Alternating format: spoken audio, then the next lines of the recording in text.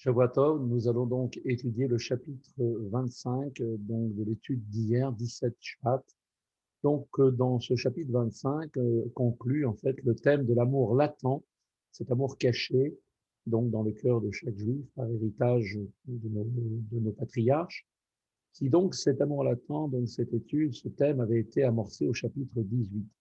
Comme il est dit dans le verset, car cette chose est très proche de toi, qui il va faire la soto dans ton cœur, dans ta bouche, pour le mettre en pratique.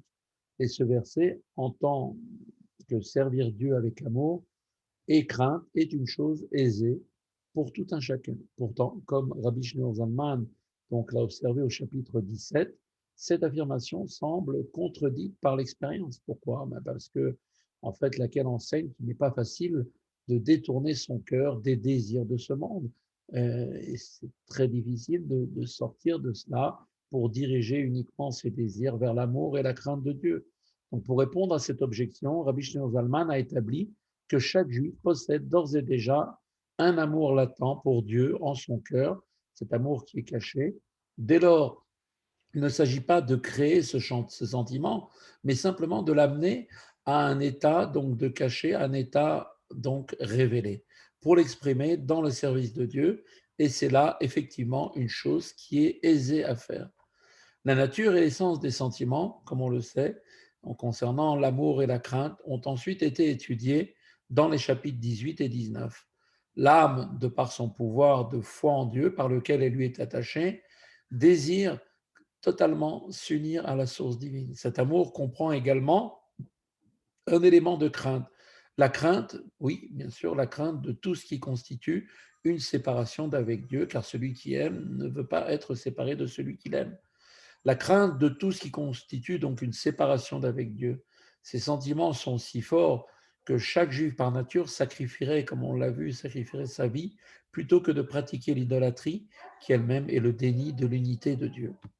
Dans les chapitres 20 et suivants, Rabbi Shneur Zalman a expliqué que toutes les mitzvot constituent une affirmation de l'unité de Dieu. Donc toutes les mitzvot positives sont en fait une affirmation de l'unité de Dieu.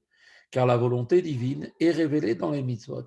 Et celui qui les accomplit, eh bien, s'unit alors parfaitement à Dieu. À l'opposé, toutes les fautes sont une forme d'idolâtrie, car l'idolâtrie est définie comme la simple idée d'une existence indépendante, extérieure à Dieu. La transgression d'un commandement est bien conduit donc au plus haut point une séparation d'avec la volonté divine et ainsi de Dieu lui-même. Par nature, un juif devrait toujours observer la volonté divine et ne jamais fauter, si ce n'était malheureusement l'esprit de folie qui voile son amour latent pour Dieu et ne lui permet pas en fait d'éprouver le retentissement de ses actes sur son lien avec Dieu. Le présent chapitre va bien évidemment nous montrer que chacun est en mesure à tout moment de dissiper cet esprit de folie qui est en fait traduit par la volonté du mauvais penchant d'amener un juif à transgresser et d'éveiller son amour latent pour Dieu. Donc, tenté par la faute, au moment où une personne va se voir face à une épreuve, eh bien, il ressentira l'éloignement de Dieu que celle-ci provoquerait et pourra dès lors dominer son penchant. De même, devant l'opportunité d'observer un précepte positif, eh bien, il ressentira, donc dicté par cet amour, la nécessité d'accomplir ce précepte afin de s'unir à Dieu. Et c'est là le sens du verset qui est rapporté dans le Deutéronome, car cette chose est très proche de toi. Il est très proche, c'est-à-dire donc d'accomplir la Torah et les commandements avec amour et crainte de Dieu.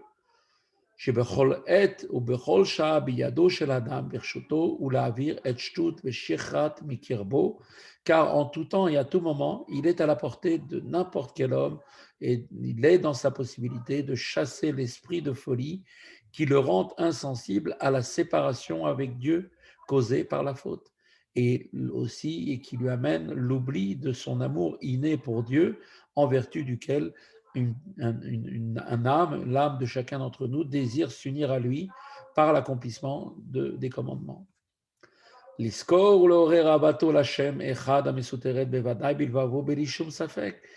il est toujours à même de se souvenir et d'éveiller son amour pour le Dieu unique qui certainement, sans aucun doute, est cet amour latent en son cœur, puisqu'il est quelque chose d'inné chez chaque juif, même chez le plus grand pécheur. Bezéou chez Katouv, au Bilvafra, et c'est là le sens de l'expression que tu aimeras Dieu dans ton cœur, employée par le verset, à savoir que chacun peut servir Dieu avec amour. C'est une réalité. L'amour à lui seul est cependant insuffisant. La crainte de Dieu est également nécessaire pour se garder justement de transgresser les commandements négatifs. Et Rabbi Shneur Zalman poursuit donc la chose suivante. ונכלל בה גם דחילו, דהיינו שלא להיפרד בשום אופן מייחודו ואחדותו יתברר, אפילו במסירת נפש ממש. Et cet amour aussi comporte également de la crainte, à savoir la crainte par laquelle l'âme ne peut en aucun cas accepter d'être séparée de l'unité et de l'unicité de Dieu, même s'il faut pour cela sacrifier sa vie, comme on l'a vu dans de nombreuses générations, des gens très simples ont accompli cet acte. Et être prêt à donner sa vie, sacrifier sa vie, sans aucune raison ou bien aucune logique, mais uniquement par une nature divine. Tout comme la flamme, comme l'exemple de la flamme d'une bougie, qui elle-même vacille toujours vers le haut, car la flamme recherche toujours intrinsèquement à réintégrer sa source. L'âme désire de manière intrinsèque s'unir avec sa source divine, comme cela a été rapporté dans le chapitre du 19. Du fait donc de cette nature, de l'âme recule de peur devant tout ce qui pourrait, que Dieu préserve, rompre son lien avec Dieu. Et ça, elle ne le veut pas, même si c'est au prix de sa vie. Et a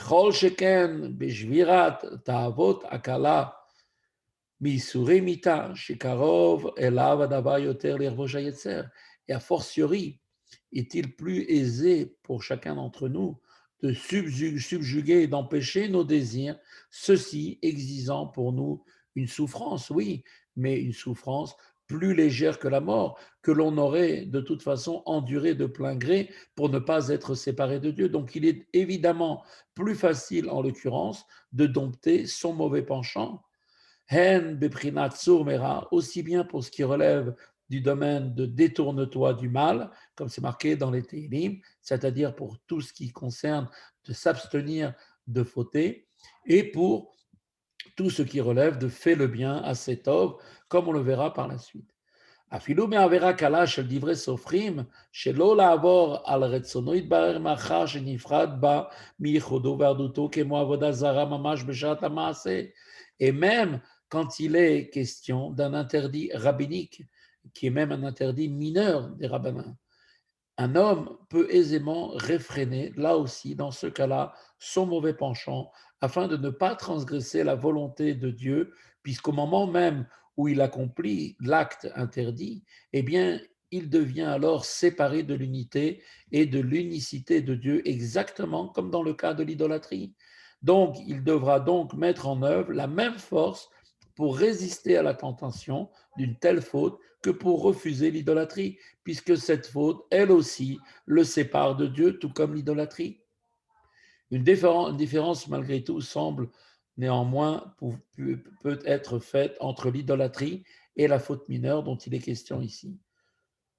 Quelle est-elle? Le pécheur coupable d'idolâtrie, comme on le sait, est séparé de Dieu même après la faute, comme cela a été expliqué au chapitre précédent. Tandis que pour une faute mineure, il ne l'est séparé que pendant l'acte même.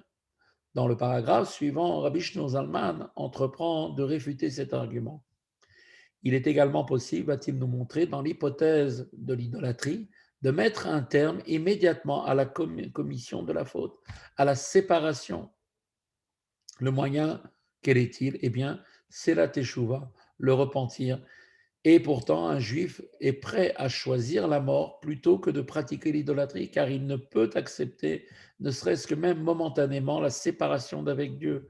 Considérant cela, il devrait donc s'abstenir d'une faute, même mineure, qui implique elle aussi une séparation, ne serait-ce que momentanément avec Dieu.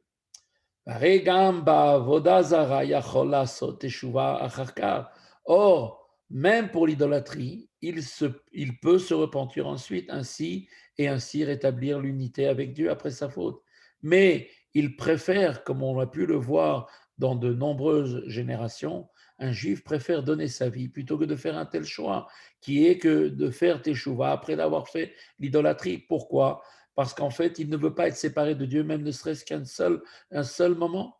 Pourtant, une puissante objection semble militer contre cet argument. En effet, le Talmud enseigne que celui qui faute en se remettant à un repentir futur ne se voit pas accorder la possibilité de repentir.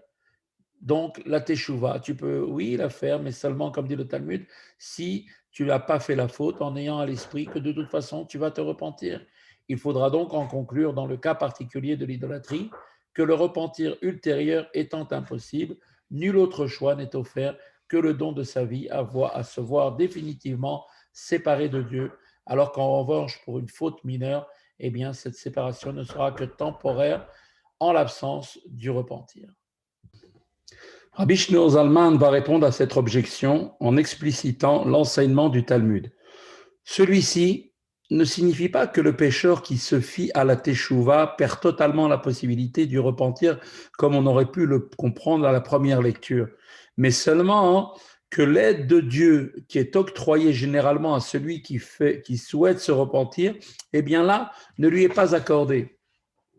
Le martyr aurait donc pu se soumettre à la coercition et pratiquer l'idolâtrie en se remettant à la teshuva, mais il ne fait pas ce choix, car, comme on l'a vu, son amour inné pour Dieu lui commande de se sacrifier, de donner sa vie, plutôt que de tolérer même temporairement la séparation ainsi causée. Donc, le martyr ne se soumet absolument pas à aucune obligation de pratiquer l'idolâtrie, ne serait-ce qu'un seul instant, comme on a pu le constater durant toutes les générations. Et voilà l'idée maintenant telle qu'elle est effectivement, qui va être exposée par Admour Hazaken. Et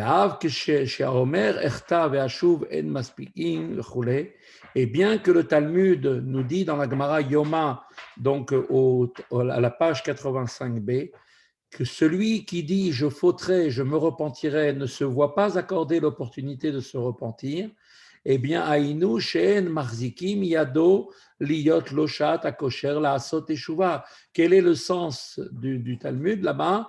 Cela veut seulement dire que Dieu ne l'aide pas en lui accordant une occasion propice pour se repentir.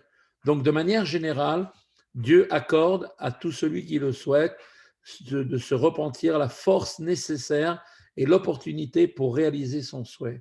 Toutefois, quand sa faute elle-même est liée à la teshuva sur laquelle il a compté, c'est-à-dire il dit je vais fauter, mais de toute façon j'aurai toujours la teshuva pour me rattraper, eh bien là, à ce moment-là, ça ne fonctionne pas comme il croit. Dieu ne lui donne ni la force, ni un moment opportun pour se repentir.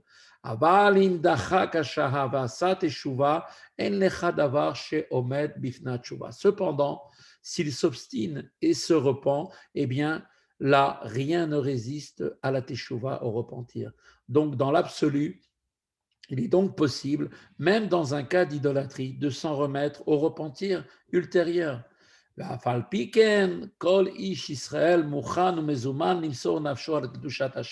Néanmoins, on a vu que chaque juif, quand il était soumis au martyr pour la sanctification de Dieu, est prêt plutôt à souffrir, à en mourir s'il le faut, que de se séparer de Dieu ne serait-ce qu'un seul instant.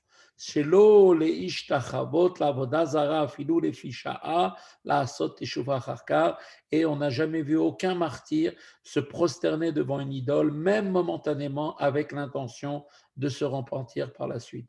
Donc on voit que ce refus montre donc que la crainte d'une séparation avec Dieu, même si elle est temporaire, eh bien, suffit pour inspirer à la personne qui est donc martyrisée, eh bien, d'inspirer ce sacrifice de soi.